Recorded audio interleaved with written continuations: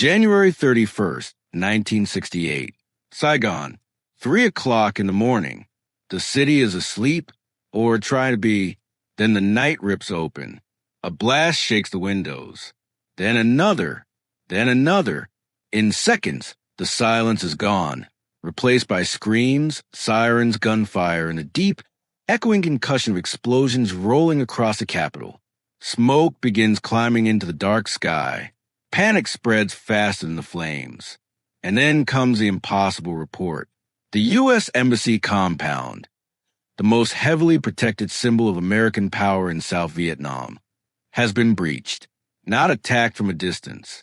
Not threatened. Breached.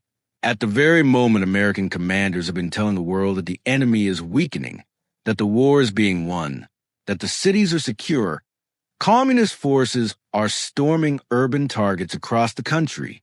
More than 100 cities and towns are hit in a coordinated wave of violence. Places declared safe are suddenly battle zones. Streets that were supposed to be pacified are full of armed men. Checkpoints, police stations, radio centers, military compounds, and government offices are all under assault to the American public. It will feel like the ground has disappeared beneath their feet. To the men running the war, it will feel even worse because they never saw it coming. But in Saigon, amid the confusion and the collapsing certainty, there is one man who is not shocked. He is not scrambling to understand the pattern.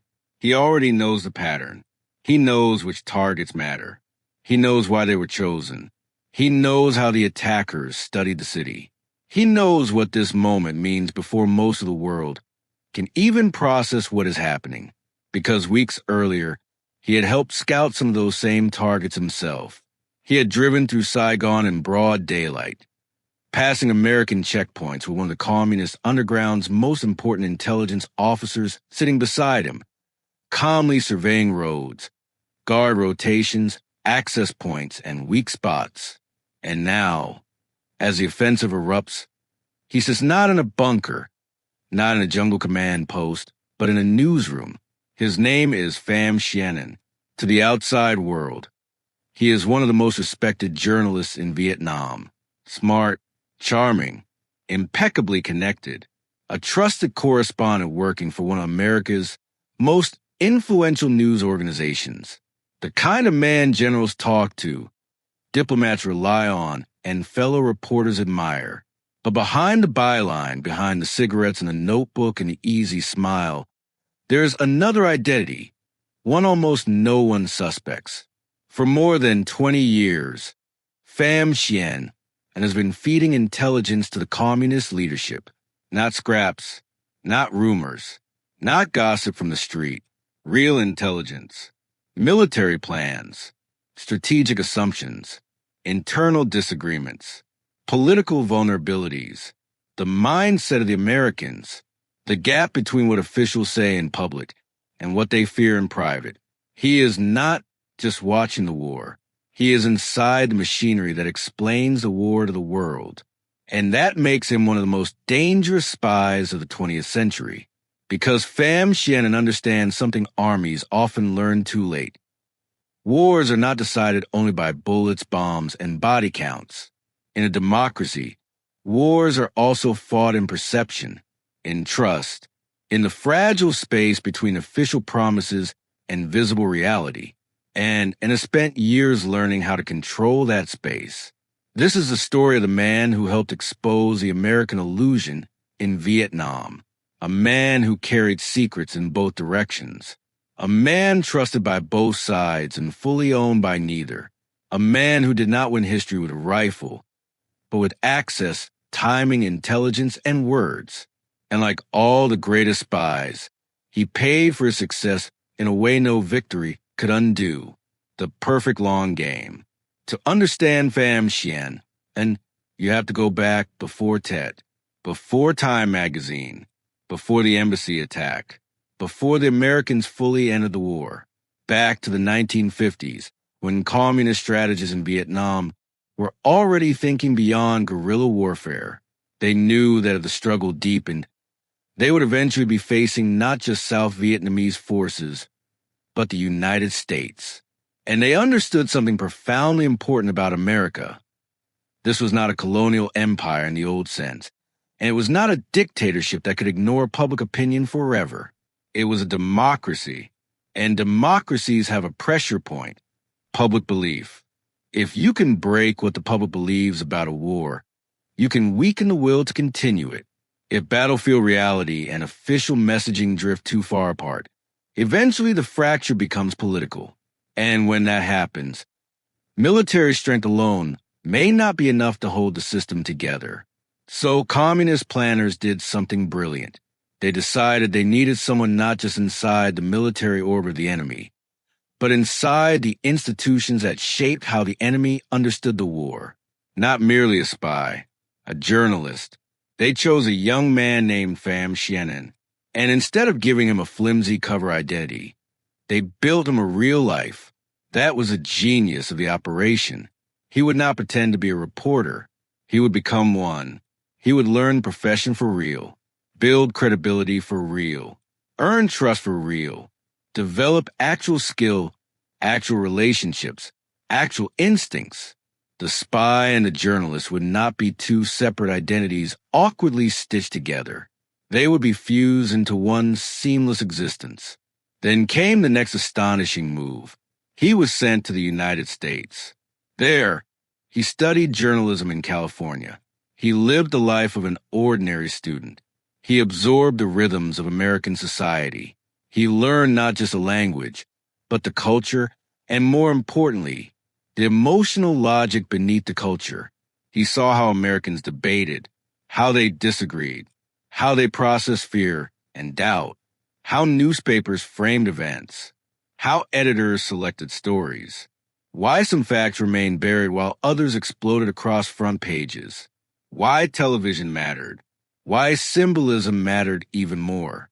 He interned, reported, observed, watched local journalism from the inside, learned how institutions formed narratives, how authority worked in a free press, and how quickly public sentiment could shift when visual evidence contradicted official confidence. He didn't just learn journalism. He learned the architecture of democratic persuasion. And along the way, something more complicated happened. He became genuinely attached to America. He made real friends. He enjoyed parts of American life. He took in its ease, its habits, its humor, its contradictions. He smoked Lucky Strikes. He watched baseball. He learned the ordinary details that make a society feel less like a target and more like a human place. Later, some people would say that he thought like an American, but that was not a flaw in the mission. That was the mission at its most successful, because the most effective infiltrator is not the one who memorizes a script. It is the one who truly understands the people he is living among. A career that became a weapon. When in return to Vietnam in 1960, he did what he had been prepared to do for years. He built a career, not a fake one, a real one. He worked for international news organizations. He developed a reputation for precision, speed, and insight. He knew the terrain better than foreign correspondents. He understood local politics, military shifts, underground networks, and emotional weather of the country. He could explain complexities simply. He could connect sources others couldn't reach. He was good, genuinely, exceptionally good. That mattered, because people don't hand serious trust to mediocrity. He advanced from one respected outlet to another, proving himself under pressure until he reached a position that changed everything. In 1965, Time magazine made Pham Xuan An a full-staff correspondent, the first Vietnamese journalist to hold such a role at a major American publication. That was more than a promotion. It was strategic elevation.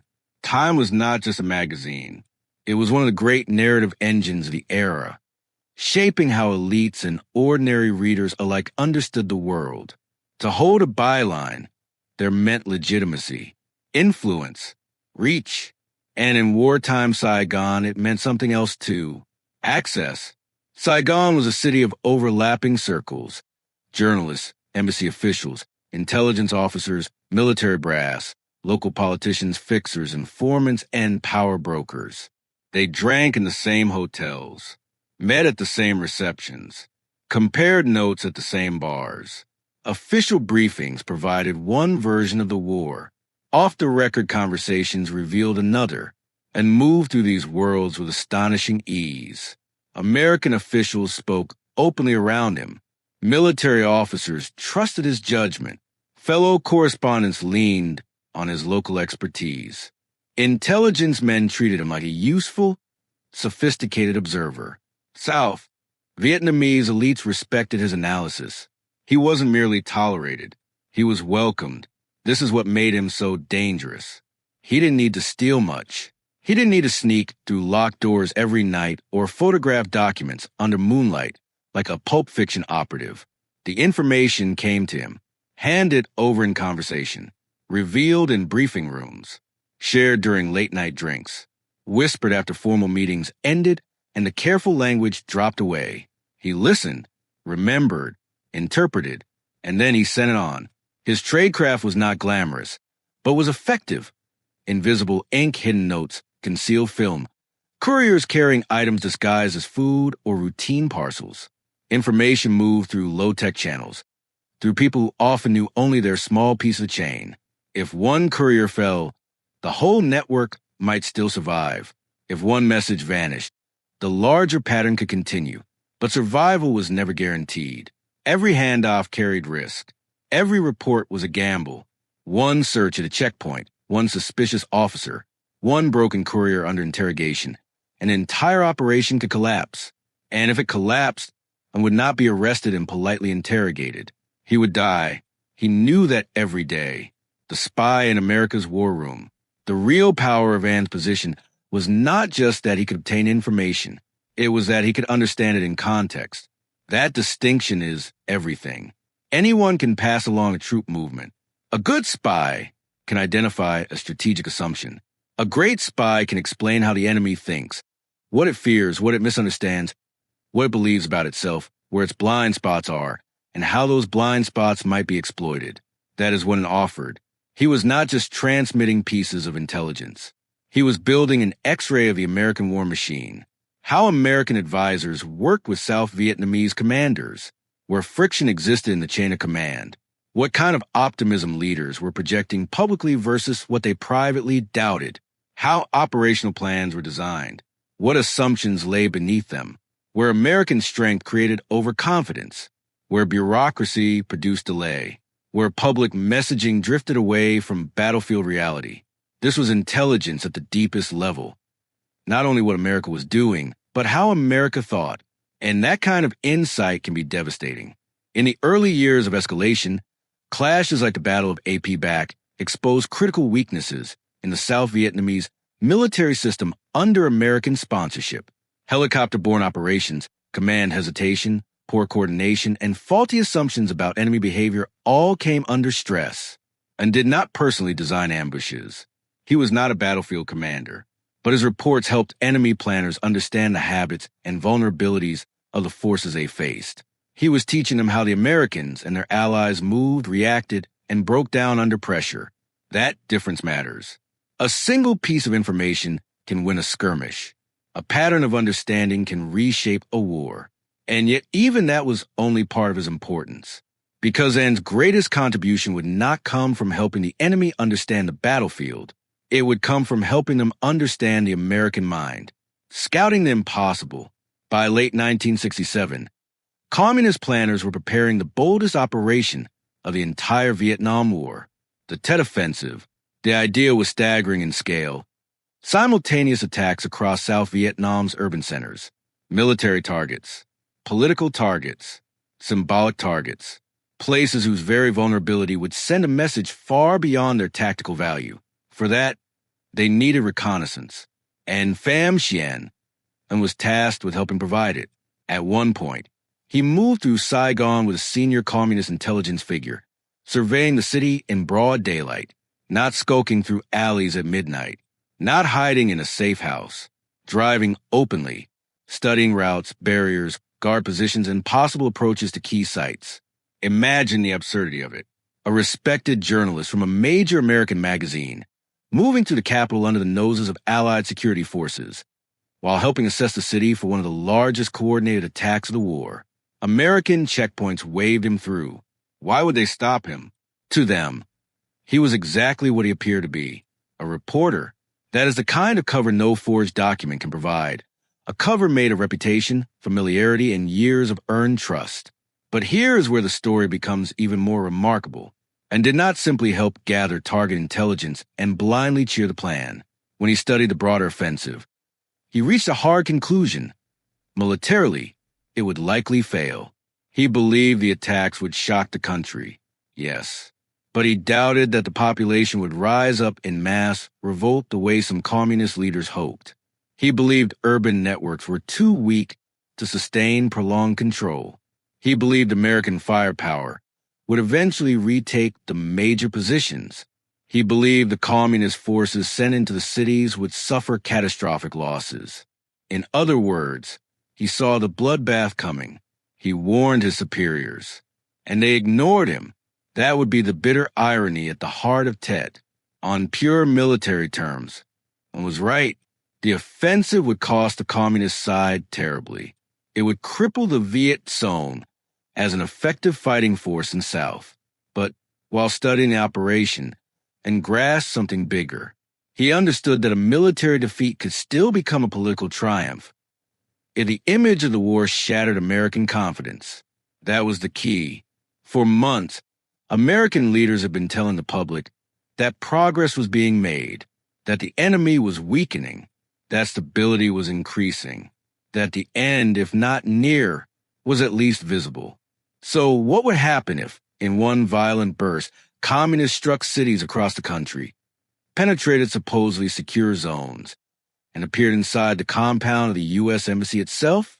What would happen when television images collided head-on with official optimism? What would happen when Americans looked at their screens and thought, if we were winning, how can this be happening? I knew the answer. Trust would rupture. And once trust ruptures in a democracy, strategy becomes politics, and politics becomes destiny. Tet, losing the battle, winning the meaning. When Tet exploded across South Vietnam in January 1968, the immediate battlefield story was chaotic. But as the smoke began to clear, a harder truth emerged. Communist forces had overreached. The attacks had been spectacular, but costly. Many urban positions were retaken quickly. Communist units were mauled. The Viet Cong bled heavily in fighting they could not sustain. From a narrow military perspective, Tet was not an American defeat. That is what makes what happened next so important. Because wars are not always judged by the side that holds more ground after the shooting stops.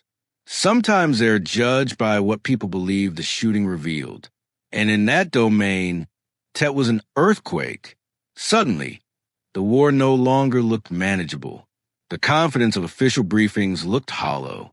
The phrase credibility gap stopped being abstraction and became a living national wound.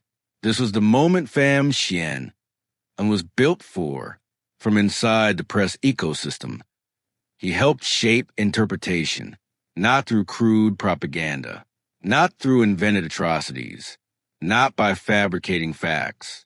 That would have been too obvious, too unstable, too easy to expose. Instead, he did something far more sophisticated. He emphasized meaning. He helped fellow journalists and editors focus not on the enemy's losses, but on the exposure of American vulnerability, not on communist overreach, but on the collapse of official credibility, not on whether the attackers could hold what they seized, but on the fact that they had been able to strike so widely at all. That framing mattered enormously, because once the story became the government has been misleading us, every official claim about progress became suspect. The emotional center of the war shifted. Tet became not simply an offensive, but a revelation, and revelations travel further than battle reports. As a respected journalist with extraordinary local credibility, An's analysis carried weight. He was a man others trusted when they needed to make sense of chaos. He was not ordering correspondents what to write. He was not waving them into a conspiracy. He was doing something subtler. He was giving them the lens, a sentence here, a conversation there, a piece of context over coffee, a reminder of what officials had claimed just days earlier, a local interpretation, a symbolic emphasis, a suggestion about what really mattered. This is how narrative power often works, not through loud command, but through quiet calibration, and was a master calibrator. The result was historic. In the United States, Tet amplified doubt at precisely the moment when public patience was already wearing thin. Television and print coverage deepened the sense that the war was not merely costly, but fundamentally misrepresented. Influential voices began speaking more openly about stalemate, disillusionment, and the limits of American power. President Lyndon Johnson's political position weakened dramatically. Public support eroded. The anti-war movement intensified.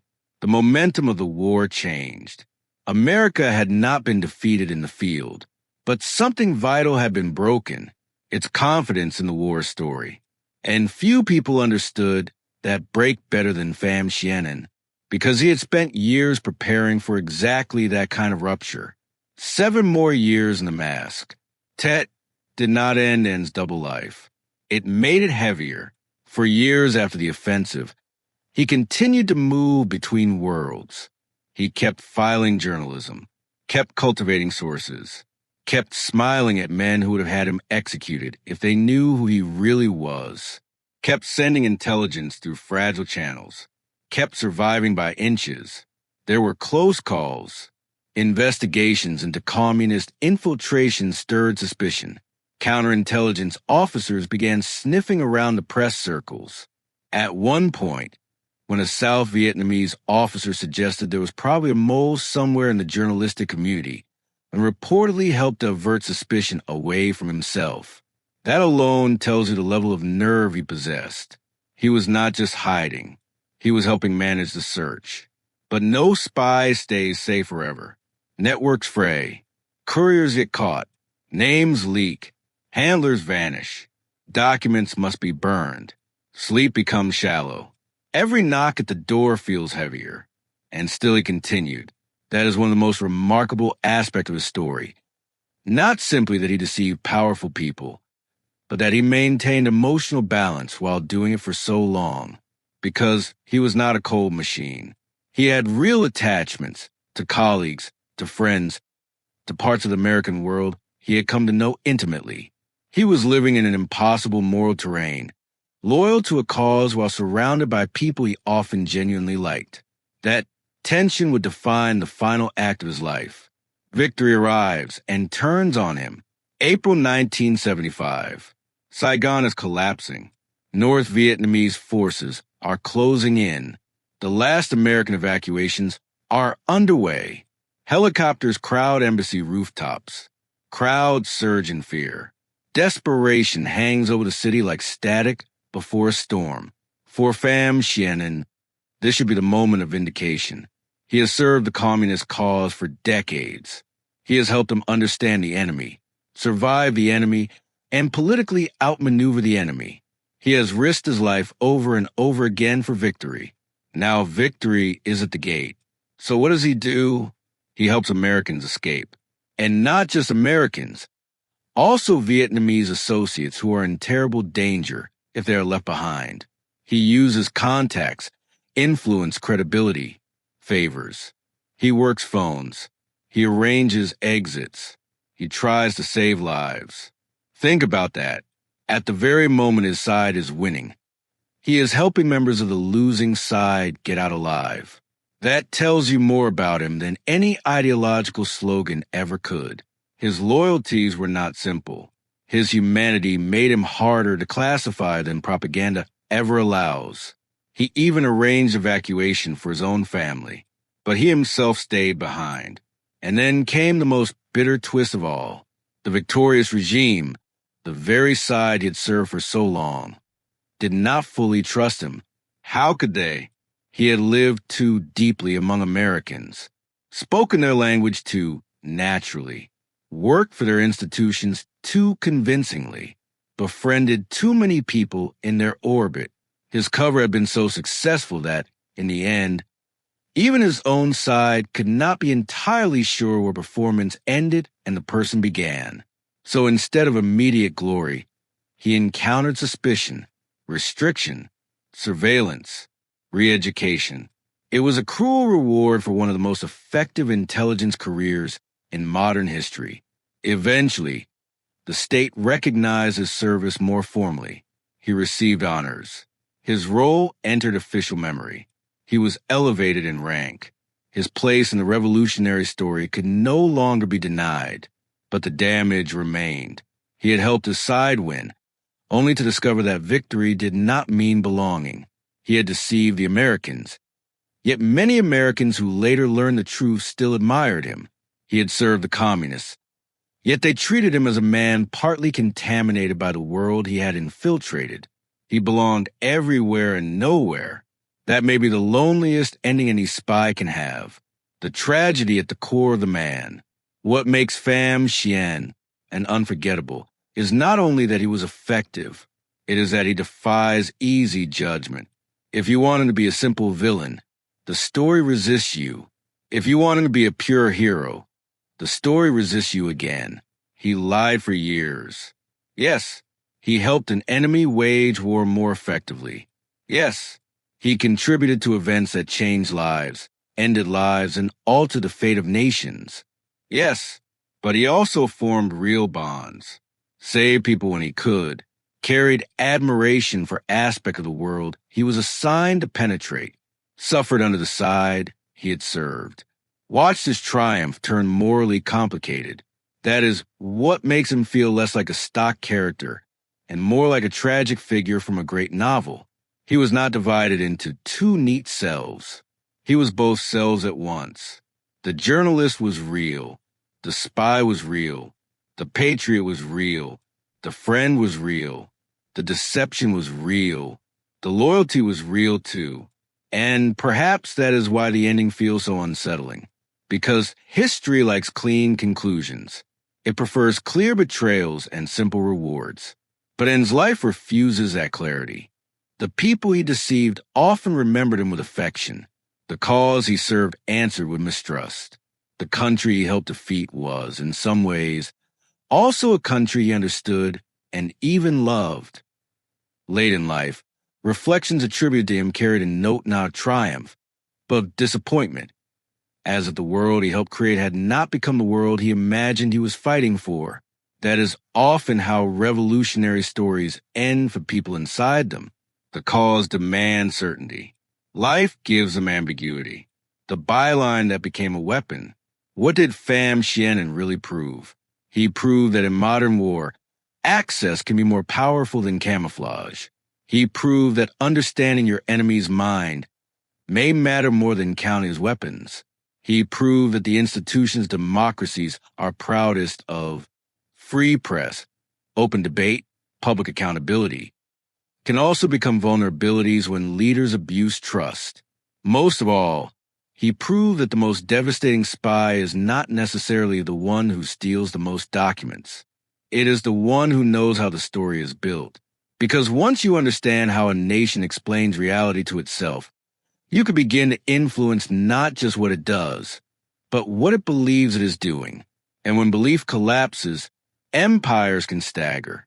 Pham Xuan An did not command divisions. He did not stand on a battlefield and direct artillery.